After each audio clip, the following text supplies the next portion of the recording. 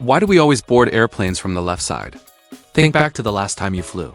You pulled your suitcase through the airport, waited in line at security, sat near your departure gate.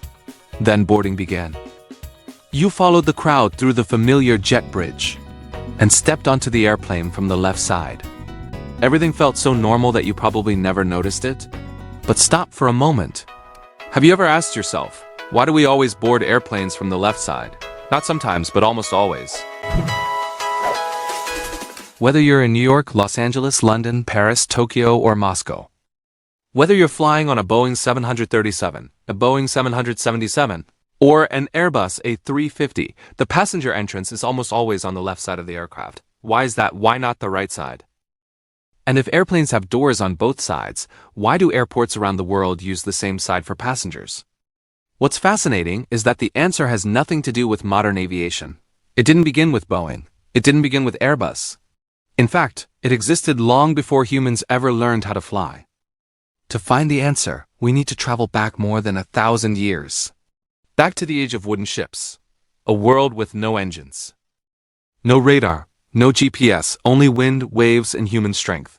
Today, when we think about ships, we usually imagine a rudder mounted at the rear. But for much of human history, ships worked very differently.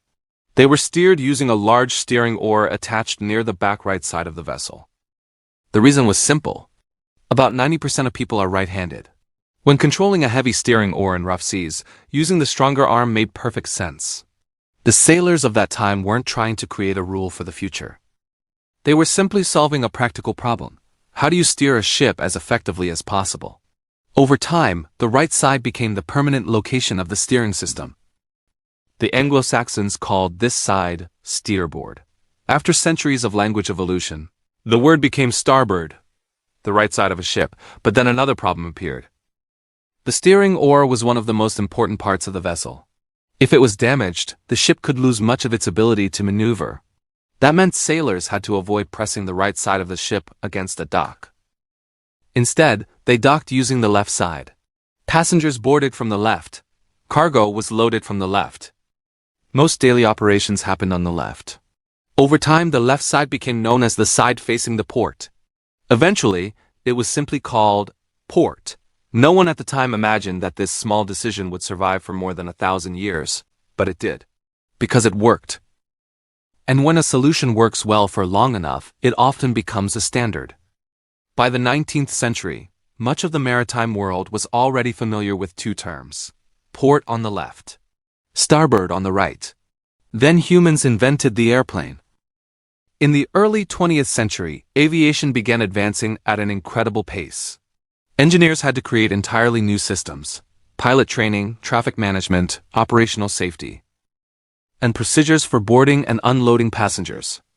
They faced two choices: create a completely new system, or adopt methods that had already proven themselves at sea for centuries.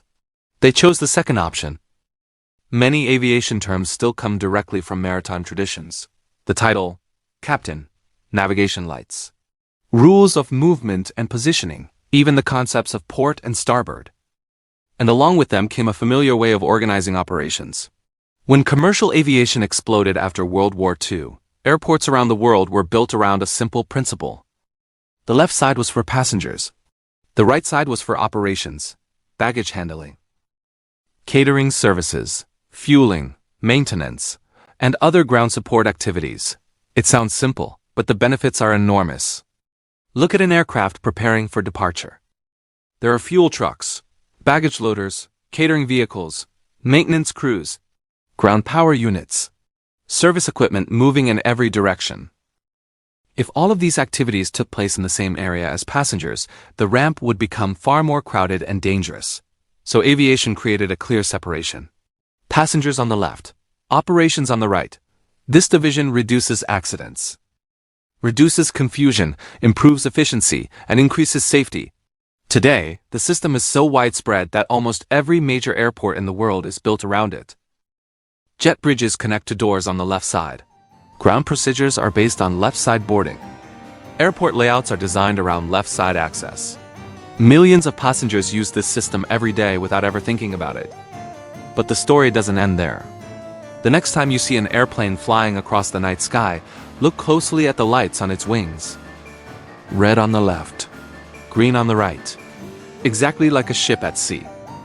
A navigation system that guided sailors centuries ago is still being used more than 35,000 feet above the Earth.